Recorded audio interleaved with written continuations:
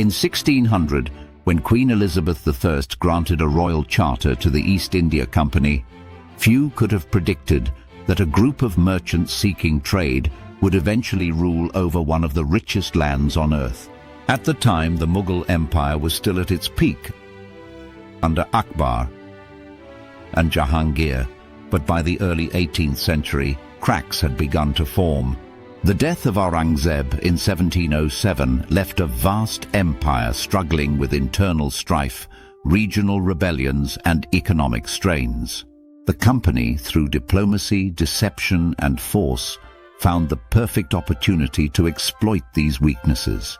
It all began under the guise of commerce.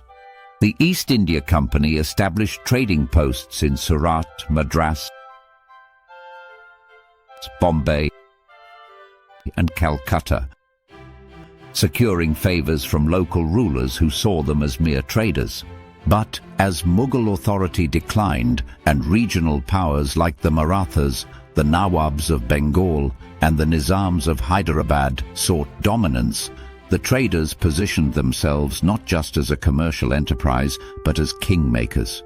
The turning point came in 1757 with the Battle of Plassey, where Robert Clive, through bribery and betrayal, defeated Nawab Siraj-ud-Dowlah and took control of Bengal. This was not just a battle, it was a blueprint. Divide, manipulate, conquer. From there, the company expanded aggressively. Its private army swelled to 260,000 soldiers by the mid-19th century, surpassing the combined forces of most Indian states, even rivaling the Marathas at their height. By 1857, when the First War of Independence, what the British called the Indian Mutiny, erupted, the company's dominion had grown too vast and volatile to be left in private hands. The Crown intervened, dissolving the company and formally annexing India into the British Empire. Under the Raj, a new order was established.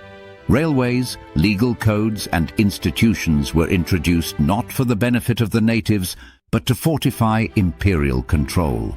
Wealth was siphoned from the subcontinent to fuel Britain's industrial expansion, and dissent was crushed with an iron fist. Early political movements, like the Indian National Congress and the Muslim League, sought greater representation rather than outright independence.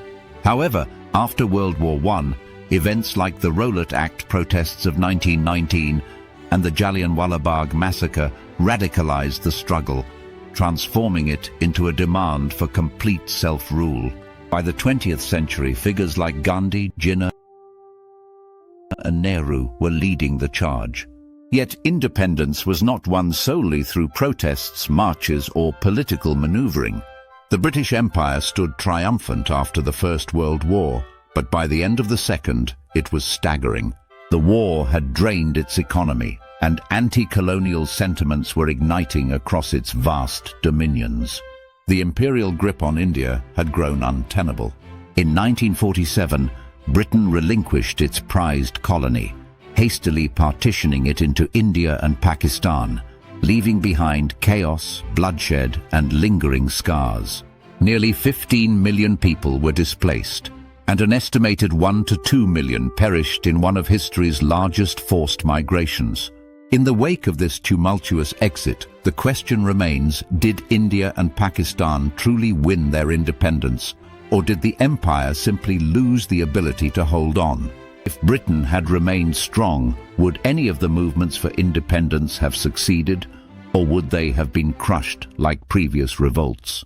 To explore this further, watch our video on Was Partition Inevitable?